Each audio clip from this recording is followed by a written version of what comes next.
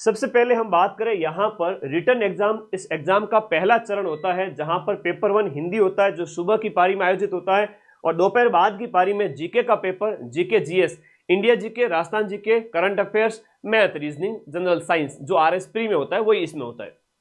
तो सुबह का पेपर और जो दोपहर बाद का पेपर, यहां हम बात करें 200 मार्क्स जो होते हैं टोटल फर्स्ट पेपर के, और सेकंड पेपर पे भी 200 मार्क्स होते हैं। फर्स्ट पेपर में आपको मिनिमम 36% अंक लाना जरूरी है। अगर आप 36% अंक नहीं लाते हैं तो आप फेल हो जाओगे, बाहर हो जाओगे एग्जाम से, यानी कि 72 अंक लाना जरूरी है। मुझे पता है आज के टाइम में जो आरपीएससी का ट्रेंड बदल रहा है उसमें 200 में से 100 नंबर लाना चैलेंज रहेगा। टारगेट वैसे अच्छा लेके चलोगे, पूरा पेपर कठिन नहीं आता है। अगर राजस्थान जीके की रामबाण पढ़ लोगे तो भी आपका राजस्थान जीके हो जाएगा।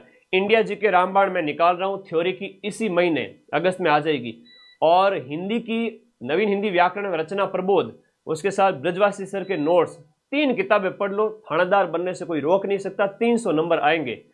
ये मार्केट ऐसा ही है जहां पर आपको डराया जाएगा कि थानेदार तो तोप है, तुम डरो, आओ, मोटी फीस भरो, हम तुम्हें थानेदार बनाएंगे। तो उसकी भी कोई गारंटी है नहीं। सिर्फ 3 किताबें पढ़ के भी थानेदार बना जा सकता है।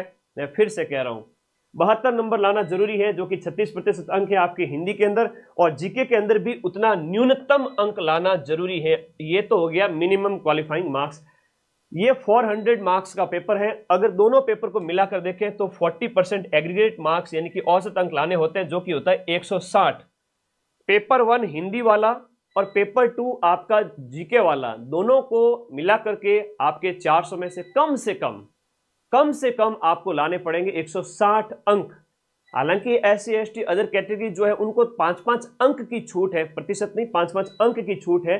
72 के 5 कम कर दो, 67 मार्क्स, और 160 नंबर तो आपको लाने 400 में से कम। ये कट ऑफ नहीं है मेरे प्यारे दोस्त, ये कट ऑफ नहीं है, ये न्यूनतम अंक है। अगर इससे कम आ गए तो आप बाहर हो जाओगे, और वैसे इससे कम वाला क्या ही कट ऑफ में आएगा, सीधी सी बात है।